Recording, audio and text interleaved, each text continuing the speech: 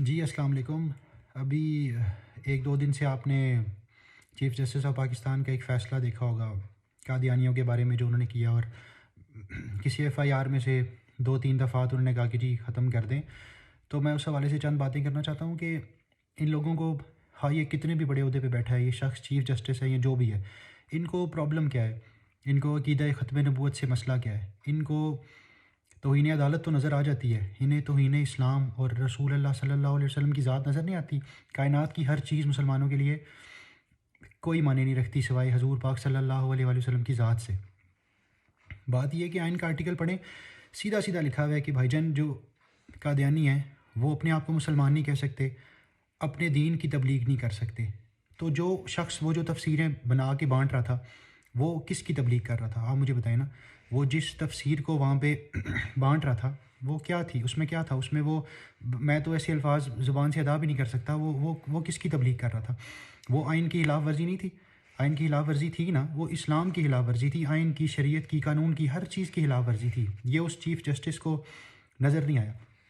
اور جو شخص پھر اس کے بعد آپ دیکھیں جو قرآن مجید کے اندر اگر اپنی مرضی سے چیزیں ایڈ کرے گا تو اس کے اوپر 295 نہیں لگے گی کہ نہیں لگے گی؟ آپ مجھے بتائیں، میں خدا نہ خواستہ میں کوئی بھی شخص اگر اس میں اپنی مرضی کی چیز ایڈ کرنے کی کوشش کرتا ہے تو اس پہ دفعات تو لگتی ہیں۔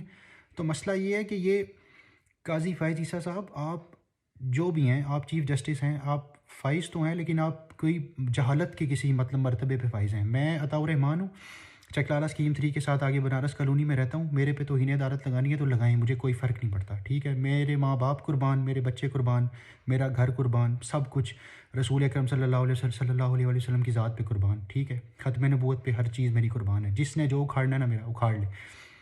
بات یہ ہے کہ ان کو اس چیز سے پرابلم کیا ہے؟ ابھی بھی 2 دن ہو گئے ہیں، اگر آپ کو تھا کہ کوئی غلطی آپ سے ہوئی ہے تو آپ اپنے ترجمان سے، جو آپ چیف جسٹس ہیں، آپ سپریم کورٹ کا جو ترجمان ہے، اس سے وضاحتی بیان جاری فرما دیں۔ نہیں، آپ کی بدنیتی شامل ہے اس میں، اور انشاءاللہ علماء کرام اس میں، مجھے پورا یقین ہے، ریویو پٹیشن میں بھی جائیں گے اور ہم انشاءاللہ یہ کیس بھی جیتیں گے۔ اور دوسرا، آپ کو اپنا یہ کیس واپس لینا پڑے گا، یقین رکھیے گا۔